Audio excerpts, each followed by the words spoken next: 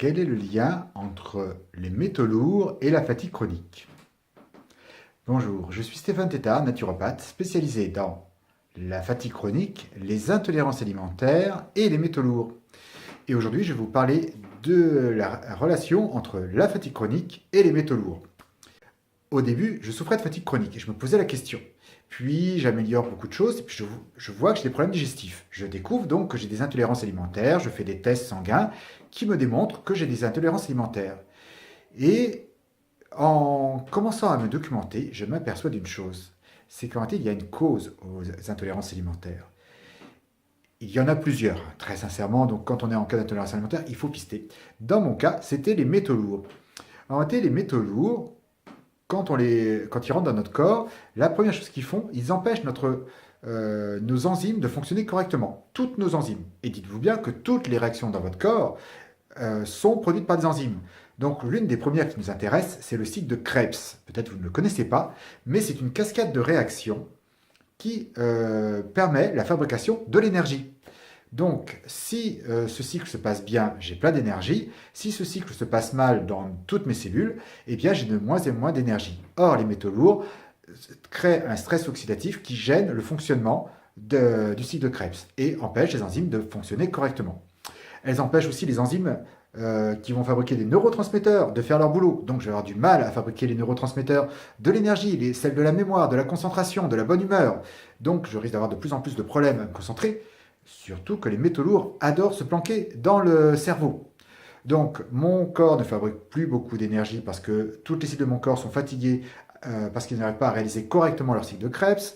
De l'autre côté, j'ai dans le cerveau une accumulation de métaux lourds qui fait que j'arrive pas à fabriquer mes neurotransmetteurs, donc j'ai du mal à fabriquer les neurotransmetteurs de l'énergie. Ensuite, j'ai mon pauvre foie qui essaie d'éliminer tout ça, mais ça lui demande de l'énergie, et donc il pompe de l'énergie au reste du corps. Donc c'est déjà beaucoup de choses. Mais ce n'est pas tout. Les métaux lourds vont m'empêcher de fabriquer certaines enzymes, et notamment les enzymes digestives.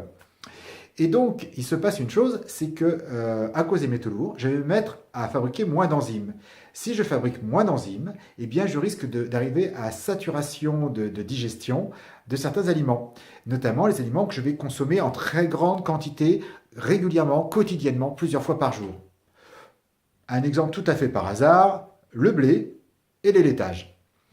Or, il se trouve que c'est l'une des séries d'enzymes qu'on fabrique le moins. Et oui, l'être humain n'a pas été conçu pour digérer les laitages et le blé. Par contre, il est capable de le faire, donc il fabrique un certain nombre d'enzymes. Mais par contre, si je mange plus de blé que mes enzymes digestives sont capables de digérer, je vais plus les digérer et la digestion va mal se passer. Si je digère plus de laitage que je peux en digérer, eh bien la digestion va mal se passer. Par exemple, c'est très amusant, les Asiatiques sont encore moins bons que les Européens pour digérer le lait. Et donc, si vous donnez un verre de lait de 25 centilitres à un Asiatique, il va mal le digérer, il aura mal au ventre très rapidement. Si vous lui donnez, je crois que c'est 1 décilitre, donc le tiers d'un verre de lait, ça va être au-dessous de ce qu'est capable de digérer mon asiatique, et donc il n'aura pas mal au ventre. Voilà, j'avais un client, c'était très rigolo, lui c'était les tranches de pain. C'est-à-dire que si au restaurant il mangeait 3 tranches de pain, et rien d'autre avec du gluten à l'intérieur, il n'y avait pas de problème.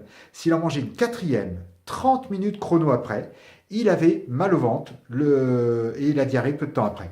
C'était vraiment incroyable. La raison est la suivante, c'est qu'il était capable de produire des enzymes digestives pour digérer 3 tranches de pain, mais pas plus. Mais comme il avait bien repéré le truc, il n'avait pas répété très très souvent l'opération.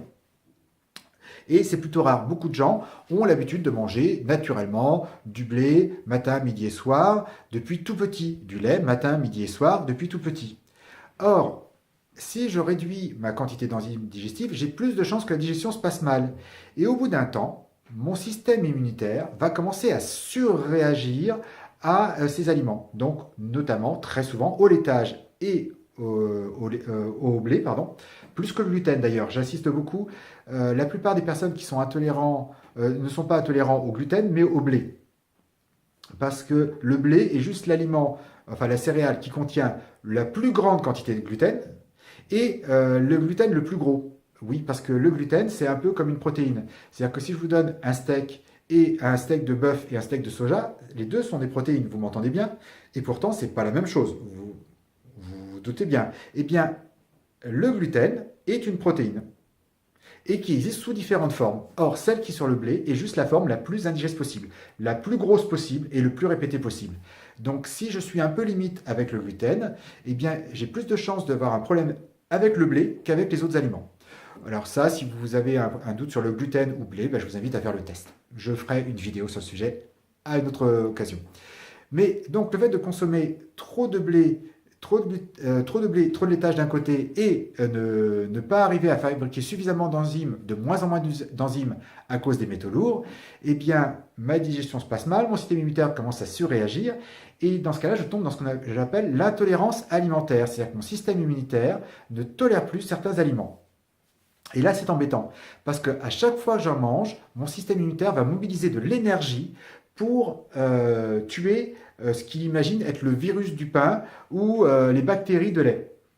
Alors, évidemment, ce n'est pas un virus ou une bactérie, mais votre système immunitaire, il connaît que ça.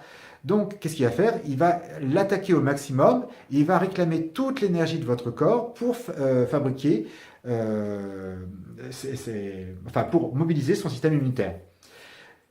Et donc, ce qui arrive, c'est que à chaque fois que je mange, mon système immunitaire pompe de l'énergie. Un peu comme quand j'ai une grippe. Quand j'ai une grippe, mon système immunitaire pompe toute l'énergie. Je ne peux plus penser, je ne peux plus bouger, j'ai plus faim. Mais par contre, je guéris. Pourquoi? Parce que mon système immunitaire a eu toute l'énergie. Eh bien, avec la tolérance alimentaire, à chaque repas, et pendant 4 heures, le temps que le repas se diffuse dans mon sang, c'est-à-dire presque 24 heures sur 24, eh bien, mon système immunitaire est en train de se battre contre ce qu'il imagine être des virus ou des bactéries, mais qui en réalité n'est que du laitage, du blé ou d'autres aliments. Ça arrive aussi sur d'autres aliments. Et donc, petit à petit, ça m'épuise puisque je fais un travail qui me coûte de l'énergie en permanence, 24 heures sur 24. Donc, c'est même pas quand je travaille très fort 8 heures. On est quasiment tout le temps en train de digérer. On digère au moins 12 heures par jour et souvent plus parce que de temps en temps on prend le relais et on fait un petit grignotage. Donc il n'y a qu'en fin de nuit où notre système digestif se repose un peu.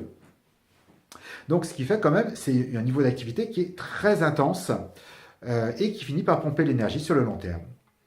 Donc pour toutes ces raisons, l'intoxication en métaux lourds peut provoquer la fatigue chronique. C'est pour ça que quand j'ai quelqu'un en fatigue chronique, je regarde en premier s'il n'a pas des carences alimentaires, s'il n'a pas des problèmes digestifs, et très vite je me poserai la question s'il n'a pas des métaux lourds. Voilà, si vous avez un doute sur les métaux lourds, je vous invite à faire le test gratuit qui se trouve sur mon site, que je mettrai en lien, pour savoir pour estimer votre probabilité d'intoxication aux métaux lourds. Et puis de regarder aussi mes autres vidéos sur le sujet qui expliquent comment objectiver si oui ou non vous êtes vraiment intoxiqué aux métaux lourds. C'était Stéphane Teta, naturopathe, spécialisé dans la fatigue chronique, les intolérances alimentaires et les intoxications aux métaux lourds. Et je vous dis à très bientôt pour une autre conférence. N'hésitez pas à partager, liker et poser vos questions si vous avez de nouvelles questions. Je vous dis à très bientôt pour une nouvelle conférence. Ciao, ciao!